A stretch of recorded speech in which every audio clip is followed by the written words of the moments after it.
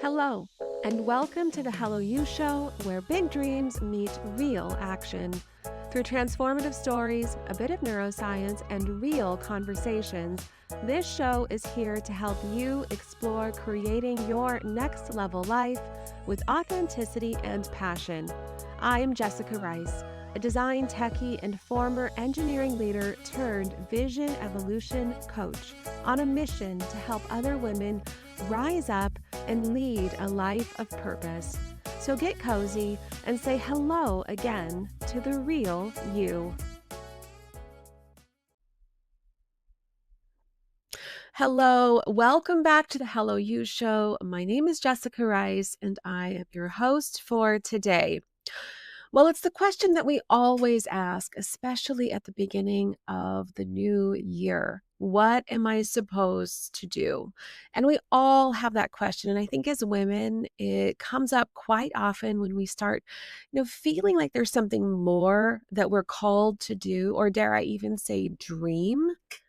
And we start thinking about having a different life, but we don't even know where to begin, where to turn. What are we supposed to do with these ideas that are coming up for us? That is what we're going to be talking about in today's show.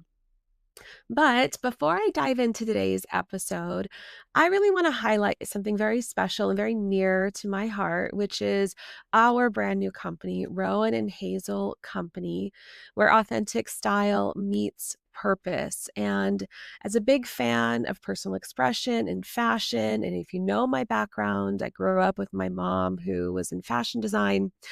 I'm really excited to share this brand with you. And if you're looking for ways to elevate your personal style, whether it's your clothing or your home or your beauty, and giving back to causes that support women, helping them to rise up, overcome adversity, then go ahead, head over to rowanandhazel.com, use code HELLO for a special discount. Okay. So I know it's tough, especially when we're good at a lot of things. And most of the women that I know are really good at a lot of things. So many of us are. We have to juggle so many things. We have so many balls up in the air all of the time. And most of us have also probably had several different types of jobs, different things that we did, prior to college, during college, after college, things to make things flow within our lives. So, how do we zero in on what it is that we're actually called to do? And I say called because, again, we're good at a lot of things, but what is the thing that we're supposed to zero in on? How do we blend all these aspects of ourselves together? And as Gay Hendricks would call this, going from the zone of excellence, where we're really good at a lot of things, down into what our zone of genius is. Now, seriously, though, what is a zone of genius? It sounds so lofty. And every time I bring it up to a client, they're asking me the same question because genius, this word is the thing that is associated with Einstein and Stephen Hawking's and these amazing people. So what is a zone of genius? And to be honest, it took me a while and I'm still kind of uncovering what that zone of genius is, even for myself. But the thing that most people come to me for, and I think the thing that we uncovered together is that little thing that people come to us for. And it's not always the thing that we are academically receiving accolades for. It's the little thing inside of us that we don't even recognize. That little thing that sometimes we don't fully see. And yet it's there, it's present, it's what other people see, even innately within us. And I do believe God calls us to something greater. And, it's not this lofty thing, zone of genius. It just happens to be that little thing that lights us up. It fulfills our heart and our soul. And we just innately excel in this. And as I continue to explore mine, I continue to pivot and make shifts in my own business, in my own life, to continue to honor what it is that God has put into my life, what it is that I am called to do, what it is that I'm here to serve as. And I became a coach for that reason, to help others. I mean, that's the very simplistic description of how I serve. I listen to understand mostly, but in this era of proving ourselves and to others, you know, we get lost. And I think this is where we start to fall short of really understanding who we are, what it is that we're called to do, what our zone of genius truly is. Because we start going into this mode of comparison. And I think as women, we are just so terrible about this. We sit here and we're looking at other women, we're judging them, we're judging ourselves. There's just so much competition that's sometimes happening, and we don't even fully recognize it. And mostly it's because we're judging ourselves. However, have you ever sat in a room full of people just trying to demonstrate their intelligence? Perhaps it was this morning, even during one of your first meetings or a conversation with loved ones. I have sat in conversations in trainings with with other individuals who are all there learning. We're all on the same page, and yet it still creeps into the conversation where you can see people posturing themselves. They're wanting to prove themselves, their wisdom, their knowledge. And I remember even in corporate having to posture myself a little bit so that I felt like I could be valued or seen or heard. And since then have worked with clients, numerous clients, on how do we find greater authentic ways to deliver our message and communicate in a way that doesn't require us having to build ourselves up in that same capacity. And I start to recognize this more and more because I notice, number one, how intimidating it can seem, right? So if we're in that place where we're not sure even about ourselves, and now we're into a situation where everybody is trying to prove themselves. If you're like me and you tend to be more introverted and kind of sit in the back, maybe listen in the back, lead from behind, all of that is that I run from those things. Nope, I don't want to prove myself. I don't really want to compete. I'm not here for this. And I remember that even very strongly in my leadership. How was I supposed to start speaking up in a natural way? And I think this ties back to our zone of genius. It ties back to those dreams, those ideas that we have about ourselves and our judgments. So, what do we do about that? Especially because we see it all the time, right? We see it on LinkedIn, we see it on social media. Everywhere we go, people are proving themselves. But our zone of genius is actually oftentimes the very area that we feel we lack the most. That's imposterism. That's when it comes up very strongly. And Jill Stoddard talks about this in her book, Imposter No More, where the things that we truly care about the most are the things where we experience the most imposterism. So when we have a dream, when we have an idea, when we're thinking that, hey, I want to step out and I want to go do these things, and then that little voice says like, oh, who are you? Who are you to start a podcast? Who are you to go and help other people? Who are you to start a business? Who are you to branch out and go do that very scary thing that everybody else is going to laugh at you for? What what credentials do you have to help other people? And so we do nothing because we're afraid, we're judging ourselves. We think we're going to fail. And all of the other little things start to come into play. And yet that's the very thing that we're called to do. It's the very thing that's in our heart. And so what do we do? Well, the only answer is to lean in. There is no other choice. And leaning in, I mean, follow your passions. Follow the things that have been placed onto your heart. And I don't mean this in a flippant way or to be rash, but to truly start thinking and analyzing, okay, how can I show up in this capacity that I truly feel like God has called upon me to do? And I don't know how it's going to work. I don't know what exactly it's going to look like. But I think I need to start moving in this direction, start stepping forward, step out boldly and bravely.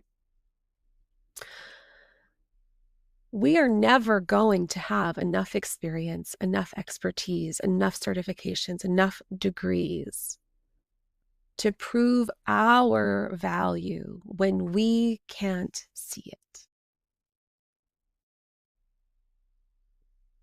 I want you to really think about that, because if you can't see your value, you are going to continue to chase all these things until you feel like you have enough self-worth, enough value to bring forward. And then it will never be enough. And you will sit there and you will stay in this mode of learning, but you're not actually growing. Everything lies on the other side of comfort. All of our success lies on the other side of comfort. We know this innately, we know this inherently, but we're afraid. And so that which we feel most unworthy of, we discredit. So I was on a call yesterday with one of my mentors, Jim Britt, who had worked with Jim Rohn. He's worked with Tony Robbins, and he was talking about money. And he was talking about how sometimes, when we lack our own self-worth, when we can't see our own worth, it impacts all of these other aspects of our lives. For instance, finances. Because if we don't value ourselves, we can't see it. And maybe we weren't raised to feel wealthy. Maybe we weren't raised wealthy within, rich within, or like we ever have enough, like we never have enough. And so we spend the money that we make. And I can tell you, I have been here and it's so hard. And I'm so excited because I think in the following week, we're going to have on a financial expert who talks just about this, Hannah Morrell. It's going to be amazing. So stay tuned for that. But in his story, he was talking about the first million that he made. And as soon as he had it, he spent it. Why? He grew up very poor. He said he lived in a boxcar with his parents when he was very young. He never felt worthy enough to have it. And so subconsciously, he got rid of it because he didn't feel like he should have it. He didn't feel worthy enough and deserving enough to keep it. And I was thinking about that. It's like, how many things in our life do we just inadvertently get rid of or disqualify or discount or shed ourselves of because we don't feel worthy? How often are we overly humble? Oh, yes, I know I have 10 degrees, but it's not, anybody could do that. Are we really valuing the gift that we are? To have the things that we truly want in our lives, we have to be willing to dig deeper within and understand, where are the areas that we're still struggling to own our value, to own our gifts, our own personal zone of genius. Not because we're great, but because we've been called by God to step outside of our comfort zone and to do greater things. You know that you're capable, but sometimes we have to listen inward more deeply to what he's telling us and calling us to do so that we can get onto the right path and bring all those pieces of ourselves together, get out of the clutter and the ambiguity and the chaos and answer that call. But we have to trust that he knows, number one, that what he's talking about, what he's asking us to do, and that we're capable. And number two, it's not only reliant on us. See, we aren't walking alone. And there's so much more that we are accomplishing and capable of and can create in our lives if we're willing to have just a little inkling of faith and trust.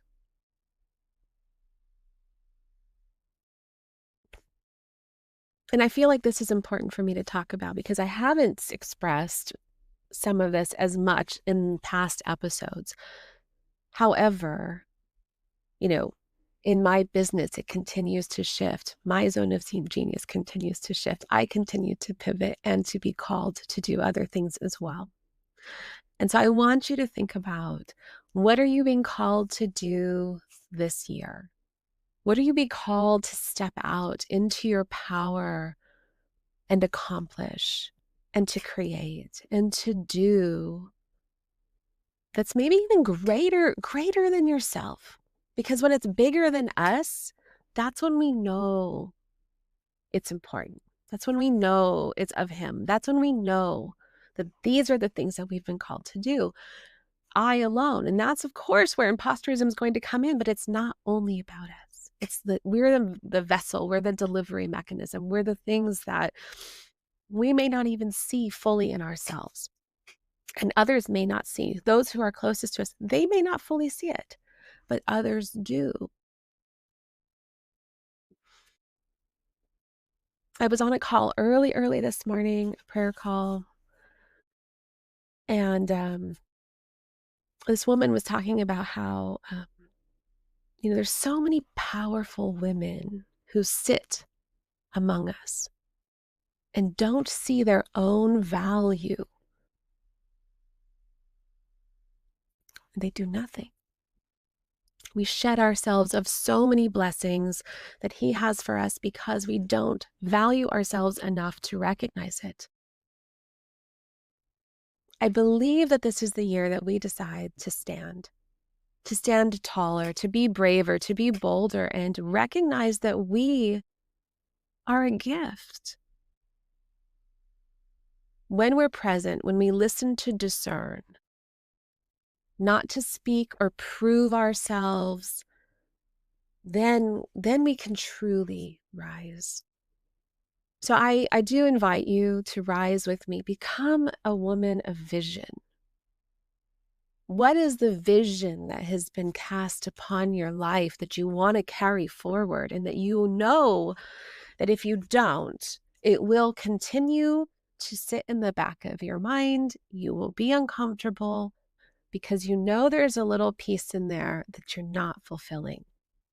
Sure, you might think you're comfortable now, but it's itching at you. It's not right. You know it. You have to step out into your purpose. What is that vision? Start thinking about it. And if you're interested in having a space of community where you can come, where you can be supported, where we can help you to discern if you feel like all of these things aren't coming in together, then I invite you to join me in my coaching community for visionary leadership and really taking that next step in the journey. I'll put a link in the comments. You can join the wait list. It hasn't opened up just yet. But, we don't have to go at it alone. And I think that was the biggest thing for me as a coach, is that we don't have to go alone into the wilderness. We have people, we have support when we call upon other people to help us and we're listening. That is where we can be fueled faster. And I know the partnerships and the mentorships and the relationships that I have cultivated in my business and areas outside of my business, those have been the things that have helped to keep me on the track that I know I'm supposed to be here. The women who challenge me to think outside of where I'm at and not only just spinning in circles. So we have to be there for each other, and that's where community can really help. So if you're not in community, if you're feeling like you're lacking, first of all, I invite you to connect with me, reach out, and also maybe consider coming into our community. Visionary leaders, where we really step out, we rise up, we start answering the call of what it is that we're here to do. Because there are so many of us who are accomplished, we have ambitions, we have accolades, we've got all of these things, and we just don't know what to do with it. And that is the area that most people come to me for. I don't know what to do with this. What do I do with all of these pieces? I'm good at a lot of things. How do I bring it together? I will hope that this has been helpful for you to think about what is your zone of genius. If you haven't picked up the book, The Big Leap, I always highly recommend it. It's a great book by Gay Hendricks. And think about what it is that is on your heart. What's that calling for you this year? What's that bigger vision for your life? What are you looking to accomplish? So that you can step back into your power, step back into who you are. Say hello again to you. That's the whole premise of this show. And recognize your worth. Join us next week. We're going to have Hannah Morell on. She's going to be talking about finances. It's going to be fantastic. She has such a wonderful message for you. Thank you for tuning in to the Hello You Show. It's been a pleasure to have you with us on this journey today. If you found value in our conversation and want to support the show, please take a moment to like, follow, and subscribe so you never miss an episode. We'd also deeply appreciate it if you could leave us a review. Your feedback not only helps us grow, but also enables others seeking inspiration and authenticity to discover our community. Until next time, keep embracing your story with purpose.